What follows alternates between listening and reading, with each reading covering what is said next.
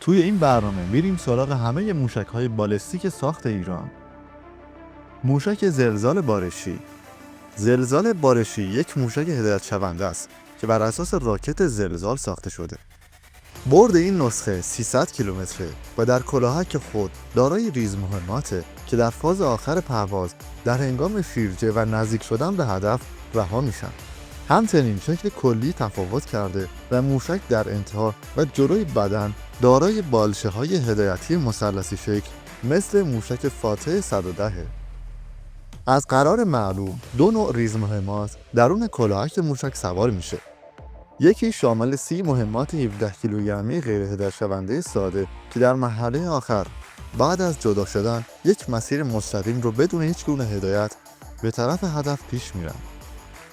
اینکه ریز مهمات در چه شعاعی پخش میشن بسته به ارتفاع جدا شدن از موشک داره و برای انهدام تأسیسات سبک مثل خودرو، هواپیما و بالگردهای پارک شده، مراکز تجمع دشمن و یا رادار سامانه‌های پدافندی موثره. نوع دوم ریز مهمات راکتی با وزن 100 کیلوگرمیه که 4 عدد از اونها روی کلاهک نصب شده و بر اساس شواهد موجود دارای سامانه هدایت هستند. این نسخه در سال 93 به نامش در اومد. فاتح 110. داستان فاتح 110 به اونجایی برمیگرده که ایران در دهه 1990 راکت‌های چون زلزال رو تولید می‌کرد. ولی این راکت‌ها اونقدر دقت کمی داشتن که حتی با شلیک 10 فروند نمیشد تضمین کرد که یک هدف رو به اون زد.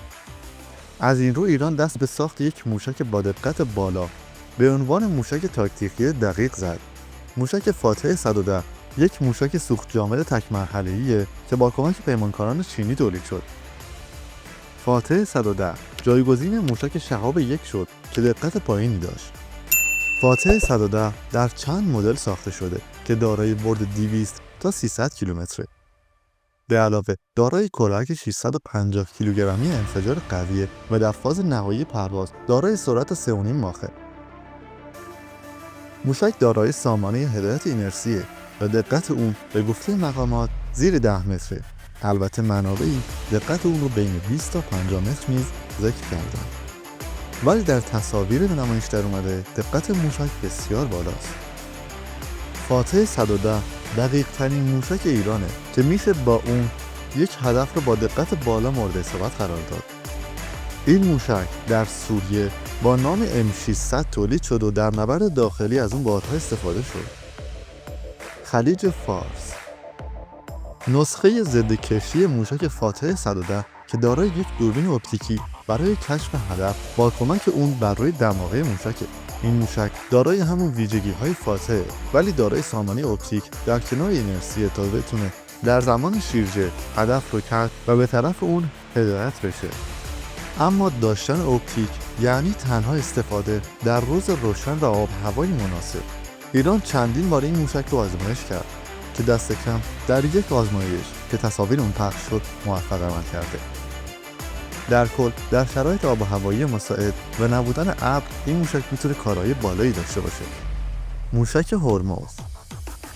نسخه ضد رادار فاتح 110 که ترکیبی از سامانه اینرسی و یک کاونده غیر فعال برای دریافت امواج رادار زمینی و درگیر با اونه.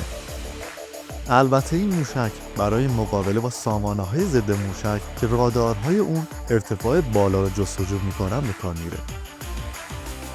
هرمز از نظر ویژگی‌های پروازی مشابه فاتح 110. موشک فتح.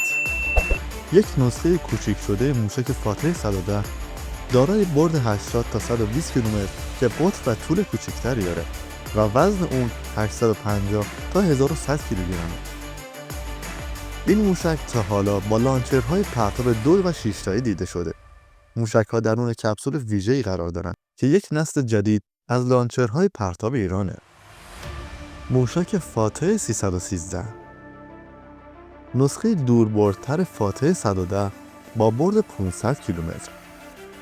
اعلام شده این موشک که در واقع یک نسخه از فاتح 110 با بکارگیری بدنه سبکتر از مواد جدید و افزایش قدرت سوخت و احتمالاً کاهش کلاهک به این برد رسیده. این موشک در مرداد سال 94 به نمایش گذاشته شد. موشک ذوالفقار. یک موشک بالستیک سوخت جامد با برد 750 کیلومتر و دقت بیشتر از فاتح. این نسخه مشابه فاتح 313 است، ولی کلاهک در تصاویر کوچکتر شده. نسخه از این موشک با یک سیستم هدایت اپتیکی در مرحله آخر برای درگیری با اهداف متحرک مثل شناورهای رزمی نیز توسعه یافته که با نام ذوالفقار بصیر شناخته میشه. این نسخه دارای برد 700 کیلومتر. دزفول. موشک دزفول تاکنون آخرین نسخه خانواده فاتح و باید اون رو نسخه دوربردتر موشک ذوالفقار دونست. این موشک در بهمن سال 1397 رونمایی شد و گفته شد دارای برد 1000 کیلومتره و از یک کلاهک 450 تا 500 کیلوگرمی استفاده میکنه که سرعت اون در فاز نهایی به 9 ماخ نیز میرسه. بر اساس تصاویر موشک دارای کلاهک جدا شونده هدایت پذیر تا مرحله آخر مشابه موشک ذوالفقاره. موشک فاتح موبیل. این نسخه ترکیبی از فاتح 110 و 313. تفاوت اصلی در این موشک داشتن یک دوربین دید حرارتی برای مرحله آخر هدایته. موشک همچون ذوالفقار دارای یک کلاهک جدا شونده است که در مرحله آخر با روشن کردن دوربین دید حرارتی هدف را با دوربین کشف و به اون حمله میکنه. این موشک دارای برد 500 کیلومتر و میشه اون رو بر ضد اهداف زمینی و دریایی استفاده کرد. موشک رعد 500 یا زحیر. رعد 500 که به عنوان نسل جدیدی از خانواده فاتحه دارای برد 500 کیلومتره. این موشک با اینکه نصف فاتح 110 وزن داره ولی به دلیل بدنه کامپوزیتی و استفاده از سوخت جدید دارای 200 کیلومتر برد بیشتر نسبت به فاتح 110. همچنین با توجه به طراحی و وزن سبک احتمالاً سرعت بیشتری هم داشته باشه. این موشک دارای کلاهک جدا شونده است. موشک حاج قاسم. موشک شهید حاج قاسم یک موشک بالستیک سوخت جامد تک مرحله‌ای با برد 1400 کیلومتر و یک کلاهک 500 کیلوگرمیه. اگرچه شبیه برخی از موشک‌های خانواده فاتح به نظر میرسه، ولی به شکل کلی تفاوت زیادی نیز با اونها داره. دارای همون کلاهک جدا شونده هدایت شونده است که روی چند طرح دیگه نیز نصب شده، ولی تفاوت بزرگ اون تعداد زیاد بالچه تعادل عقبی موشکه. بدنه موشک شبیه موشک قدره ولی بالچه ها تفاوت داره. این موشک دارای وزن 7 تن و سرعت نهایی 12 ماخه. خیبر شکن. یک موشک جدید که طی دهه فجر سال 1400 رونمایی شد. این موشک شامل یک موشک با کلاهک جدا شونده و قابلیت انجام مانور برای فریب سامانهای پدافند که برد اون به 1450 کیلومتر میرسه. موشک قدر. قدر دارای برد 1500 تا 2000 کیلومتر بسته به وزن کلاهک داره و دقت اون 300 متر اعلام شده. قدر اصلی ترین موشک بالستیک میان برد ایرانه. ایران طی ارتقایی کلاهک جدید نصب کرد که دارای بالچه هدایت مرحله آخر بوده و دقت رو به زیر 20 و حتی 10 متر کاهش داده. موشک قیام. این موشک سوخت مایع تاکتیکی با برد 750 کیلومتر دارای یک مرحله سوخت مایع است. وزن کلاهک این موشک 750 کیلوگرمه و گفته شده در مرحله آخر از موشک جدا میشه. دقت موشک قیام بین 50 تا 150 متر تخمین زده میشه. موشک سجیل اولین موشک میان برد سوخت جامد ایران که پیشرفت بزرگی برای ایران به حساب میاد. سجیل دارای برد 2000 کیلومتر با کلاهک 500 کیلوگرمیه که در مرحله آخر به سرعت 12 تا 14 ماخ میرسه. گفته شده دقت این موشک حدود 250 متره. 25 تن وزن داره، 19 متر طول که حتی با یک کلاهک 500 کیلوگرمی تا برد 2500 کیلومتر نیز میرسه. موشک بالستیک میان برد امام. برد این موشک 1700 کیلومتر اعلام شده. احتمالاً مثل اکثر موشک‌های میان برد ایران حدود 750 کیلوگرم کلاهک داره و دقت اون مشخص نیست. موشک خرمشهر. موشک سوخت مایع تک مرحله‌ای خرمشهر در 31 شهریور 1396 رونمایی شد.